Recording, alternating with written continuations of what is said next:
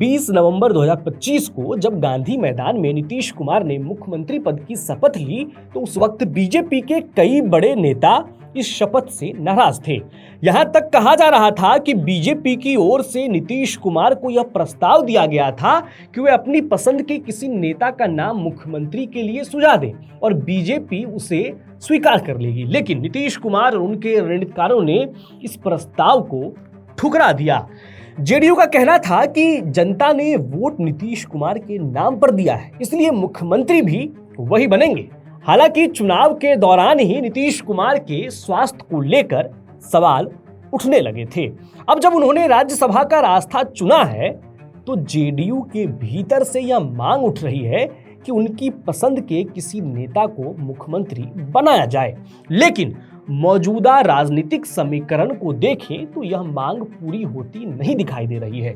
अब यहीं से यह सवाल उठता है कि क्या बीजेपी की राजनीति में एक खास पैटर्न काम कर रहा है, क्योंकि पिछले कुछ सालों में कई राज्यों में ऐसा देखा गया है कि बीजेपी पहले किसी क्षेत्रीय दलों के साथ गठबंधन करती है, सत्ता में हिस्सेदारी लेती है और फिर धीरे धीरे खुद उस राज्य की सबसे बड़ी पार्टी बन जाती है।